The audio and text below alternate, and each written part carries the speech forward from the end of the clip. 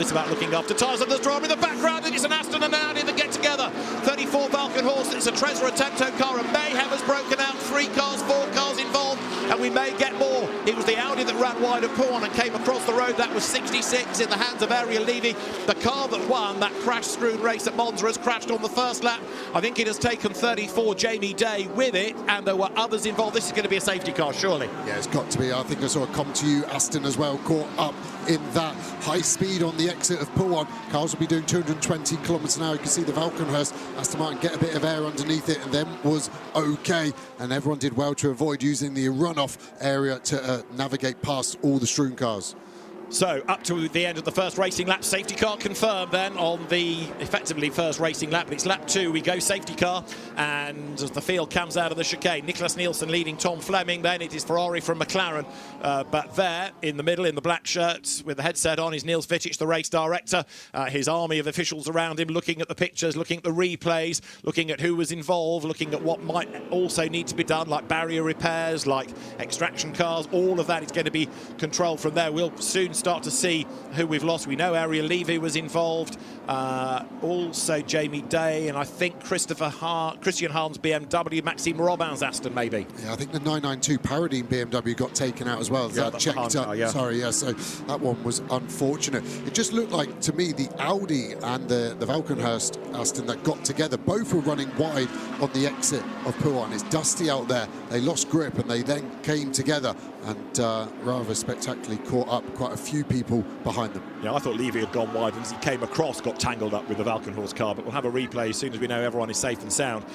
Into the pits limps Jamie Day. Wow. So that's the Valkenhorst car. Look, he's got it this far. That's the result after that sort of a clash. The fact that it's still moving and they can assess the damage rather than it being out of the race, that's a win almost. Yeah, and under safety car they could stay a lap on the lead lap if they can just put a tyre on it. And sometimes we see teams do that. They get the car in a state where it can drive, catch the safety car train up, and then box again and keep doing that to keep the lead lap, which is so important in this early part of the race. We do have a wave round procedure, but it won't be for a few hours into the race. Race control to all teams with an information when the leading car will pass the accident site between turn 11 and 12, all drivers must follow the safety car through the runoff on driver's right between turn 11 and turn 12.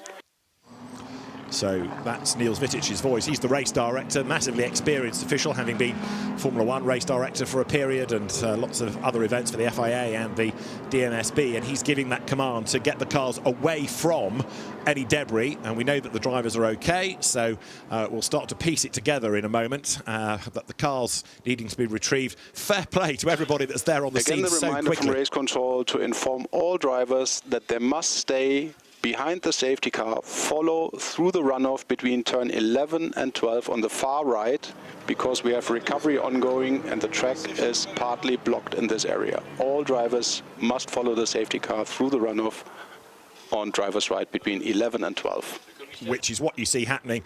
And there you see how race control and the teams and the drivers work together. We have got, that's Maxime Robin's Aston being hoiked onto the back of the flatbed, so that's our first car looking like it's a retirement. Yeah, so we're going to get a replay. Look in the top of the shot, the Audi running wide over the curb, then hits the Valkenhurst car. Nicky Thiem did well to thread his through there, so did Dennis Lind. And then it was just really a concertina effect, wasn't it, on that side of the track? Yeah, Hahn, I think, had already gone, and then Robin sort of arrived on the scene and was confronted with an accident. Let's have another look on board here. So look, you see it all happening ahead. Which way do you go?